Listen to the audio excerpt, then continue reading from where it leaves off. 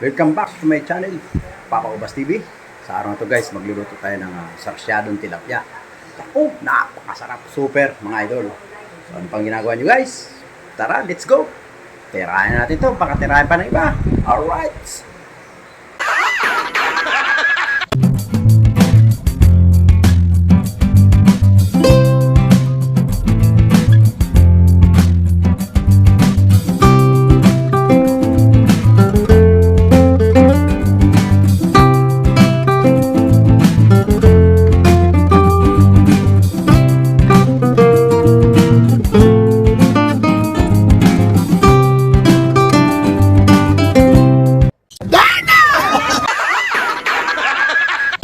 So yun mga idol, hiwain na natin itong sibuyas at kamatis. Umpisahin natin hiwain lahat para naka-ready na. Dahil yung ating pritong tilapia na prito na natin, bali gigisa na natin itong ating sibuyas kamatis. Magagamit pala tayo rito ng konting cornstarch mga idol, para naman medyo lumapot ng konti natin. Pero masarap dito tinapay, kaya biskotso. So wala tayong biskotso mga idol. Ang biskotso ginagamit lang yung pagka talagang sarili mo yung hindi mo siya ititinda. Yung pang bahay lang ba. Pero ganun pa man, masarap din yung ating gagawin dito mga idol. Napakasarap itong sarsyadong tilapia natin. Basta pag nakita nyo mamaya, tamo, ayan yung kamatis, titirahin na natin yan. Hihiwain natin lahat na yan. Magtitira lang tayo ng mga isang piraso, kaya dalawa, para dun sa bukas may gigisa na naman tayo. Hindi natin lalatin to. Pipiliin na natin yung mga hinog. Pagka kulay green, wag na, mga hinog lang ang titirahin natin. So yung guys, sinalang na natin yung kawali. Yan. Bali magbabati na tayo ng itlog dito. Gawin natin mga 3, 4. Depende sa inyo kung ilan ang ilalagay nyong itlog. Ako, hanggang 3 lang talaga mga idol ang nilalagay ko. Paggisa nga pala ito guys, mga idol. Huwag niyo ihuli yung karaniwan kasi sa ating mga Pilipino. Pag nagsarsyado, hinuhuli itlog.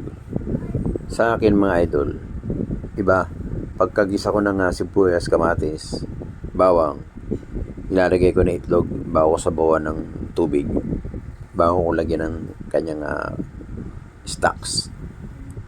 Ganun ang ginagawa ko idol. Saka ko igigisa yan para maluto yung itlog.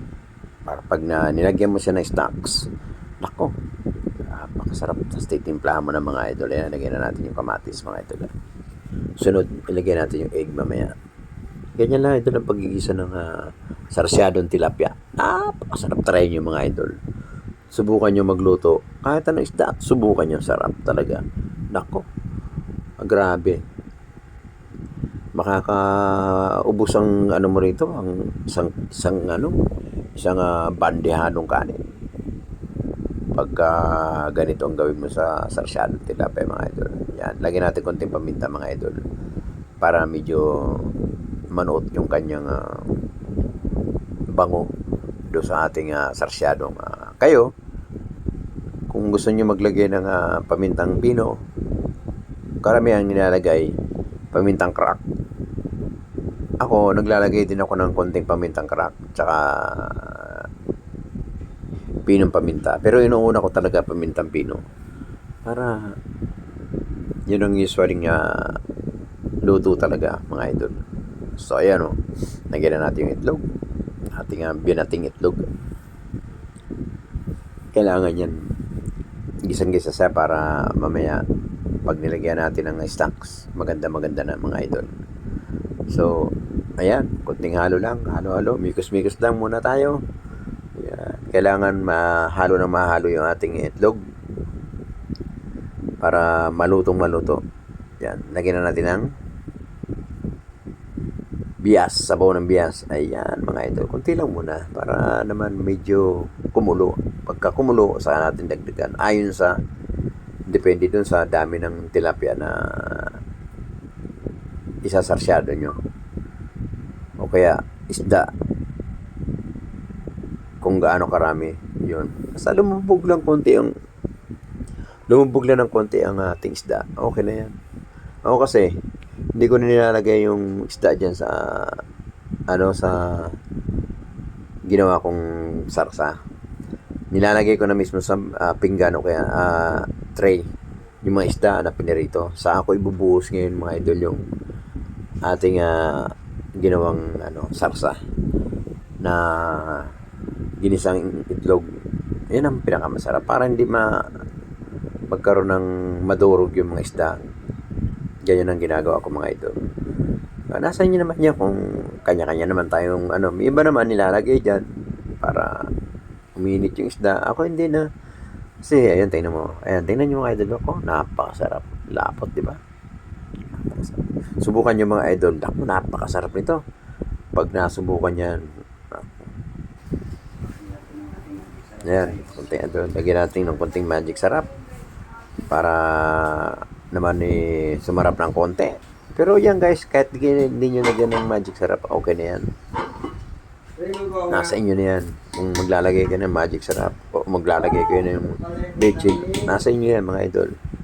Ayan. May bumili ng lugaw kaya meron sumingit na isang maganda. Yan mga idol. So lalagyan ng konting toyo para medyo kumulay yung ating sarsyado. Kunting-kunti lang siguro mga isang kutsara lang na toyo. Tapos maglagay tayo ng konting cornstarch para lumapot. Yan, konti lang. Pagka alam nyong malapot na, pwede na guys yan. Huwag nyo nang dagdagan kasi masama naman sa sarsyado yung malapot. Yan guys. Lagyan natin konting patis mga idol. Isang kutsara lang. Yan lalagyan natin yan. Isang kutsara lang mga idol. Yan. Patis, tsaka toyo. Magkukumbay na yung lasa niyan. Na napakasarap. Kailangan ang isang lutuin. Kailangan may patis. Kasi yan, lagyan natin konting seasoning mga idol. Yan. Yan ang sikreto ni Papa Ubas TV. Yung seasoning na yun. Kahit konti lang, 3 patak lang na ayos ng seasoning. Para naman medyo bumangon ng konti ating aroma ng ating sarsyado. Sus, tako idol. Napakasarap nito. Try nyo. Talaga naman. Talagang ayan, nahanda na natin ating tilapia. Para habang kumukulo yung ating pagkalagay natin ng cornstarch doon, ayan na natin kumulo para maluto yung cornstarch ng konti. Tapos handa na natin yung mga tilapia. Yun, mga idol, pinatay na natin yung ating sarsa. Habang inaayos natin itong tilapia, pinatay na natin yung sarsa mga idol. Tapos mamaya ibubuhos na natin yan mga idol. Alright.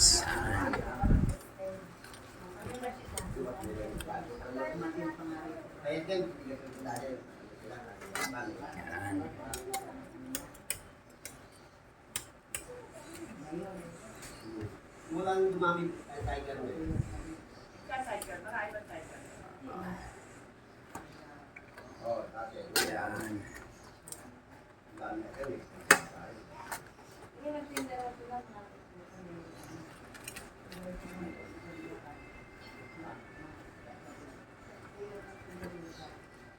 Masaya ka. Wala ka daw sa akin.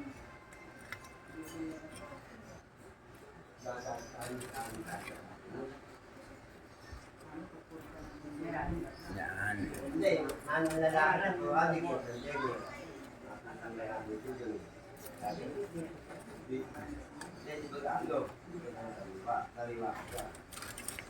Tiran mo ko ng isang pirasong hindi mula lang. Ito ang ating sarsa. Bubuhusan natin yan.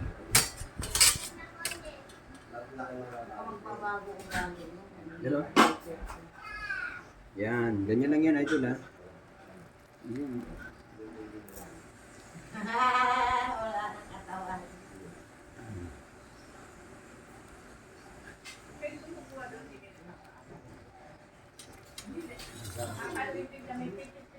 Ganyan lang yan. Simutin natin.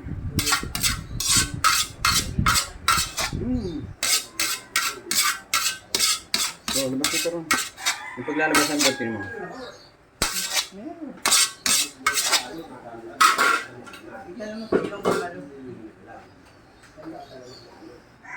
Ayan guys, oh.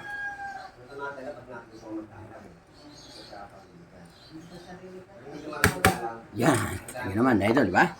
Oh, napakasarap. Saksyadong tilapia. Alright. 70 lang order. Ang isa. Ang lalaki eh. Alright. Okay. Maraming salamat.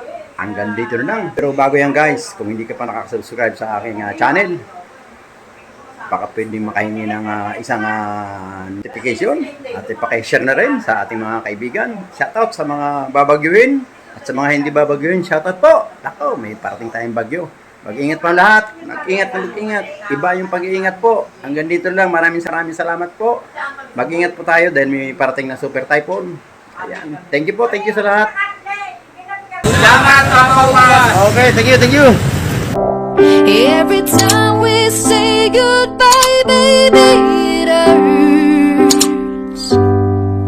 When the sun goes down and the band won't play,